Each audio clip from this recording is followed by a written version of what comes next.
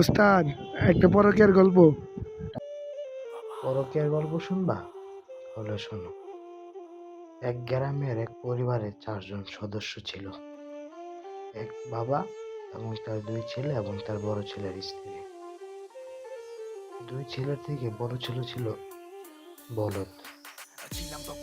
তার মানে না, ছোটটাও চালাক ছিল। এখন বলদ কি কি জন্য বললাম সেটা সামনে বুঝতে পারবা। বড় ছেলের স্ত্রী বিয়ে হয়েছে অনেক বছর,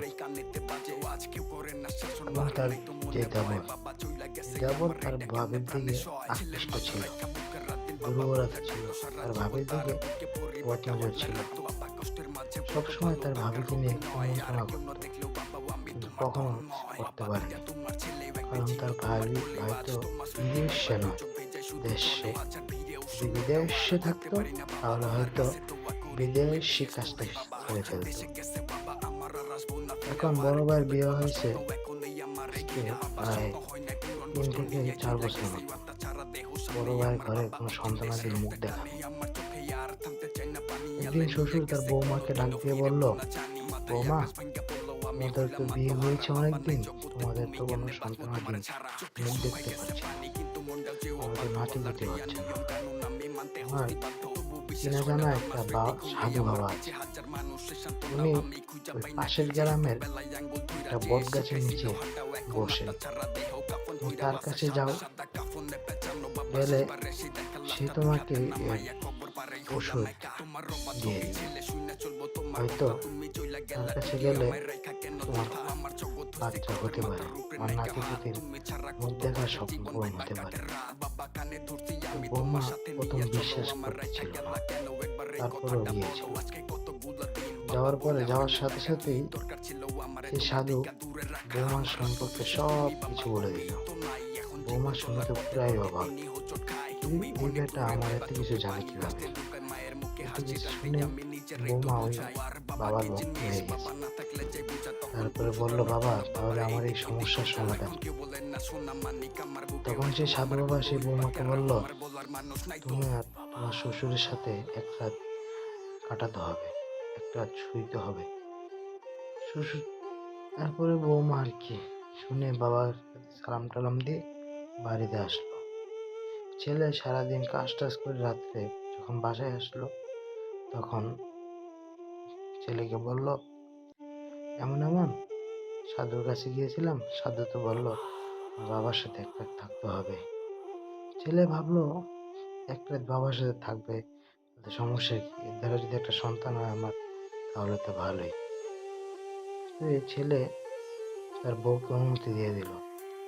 অন্যদিকে সেই শ্বশুর আগে থেকেই জানতো এরকম একটা কিছু হবে, কারণ সেই বাবাটা অন্য কেউ ছিল না, এই শ্বশুরই সেখানে সাধু সেজে বসেছিল।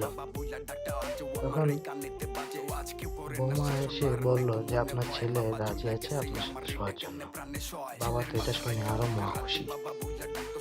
তারপর সে বাবা খাটের উপরে গিয়ে, খাট তো ছিল না তাদের, তখন তাদের ছিল একটা চৌকি।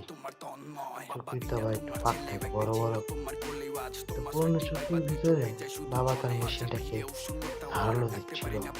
অনেকদিন পর মেশিন ধার দেওয়ার সময় একটা বিড়াল দেখতে পারলো, কালা একটা ইঁদুর উপরে যাচ্ছে আর নিচে আসছে, উপরে যাচ্ছে আর নিচে আসছে। বিড়াল সেটা দেখে তখন যে ইঁদুরটাকে কামড় দিয়ে ছিঁড়ে ফেললো। বাবা তো এই অবস্থায় রক্ত বের হয়ে মারা গিয়েছে। তখন বৌমা যখন সমস্ত বাড়ির কাজ শেষ করে ঘরে এসেছে, দেখে বাবা মৃত্যু। তখন বৌমার মনে ভয় ঢুকে গেছে, কারণ সবাই তো জানে যে আজকে রাতে বউ থাকবে বাবার সাথে, তাহলে বাবার এই অবস্থা কি করে হবে। তার উপর যেহেতু সদ্য চলে যাবে, তাই সে মরার ভান ধরে সেও শুয়ে বসছে নিচে। সকালে ছোট ছেলে যখন তার বাবাকে এবং তার ভাবিকে ডাকতে আসবে, এসে দেখে বাবা আর ভাবি নিচে পড়ে আছে মৃত অবস্থায়। ছোট ছেলের তো আগে থেকে ভাবির উপরে কুমন্ত্রণ। এখন এখন সুযোগ পাইছে, যেহেতু অবস্থা পারে নাই, তাই মরা অবস্থায় কাজ সারতে চাইছিল। যেই কাজটা শুরু করবে, উটকিটা মারতে লইছি আর দেয় ভাবি হজাকে গেছে গা। তারপর পোলাই তো দেখ অবাক, ভাবিকে কি করতে লইছিলি? পোলাকে তুমি কেমনি হজাকে গেলা? তুই যা করতে লইছিলি এটা হজাকে গেছিল। আগের দিকে তো বড় ছেলে দুজন কাপড়ের কাপড় আতর টাতর কিনতে গেছে। পরে ছোট ছেলে দৌড়ে ভাইয়ের কাছে যা বললো এমন এমন।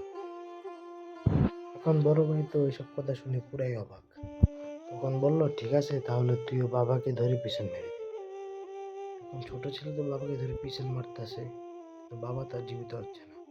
তখন দুই ভাই মিলে বাবাকে পিছন মারা শুরু করছে। পিছন মারতে মারতে পিছন লাল করে রক্ত বের করে ফেলছে, কিন্তু বাবা তো আসলেই মরে গেছে। বাবা তার জীবিত হলো না। তাতে কি হলো? এক পরকীয়া করতে যা বাবা এই দুনিয়া থেকে হারিয়ে গেল।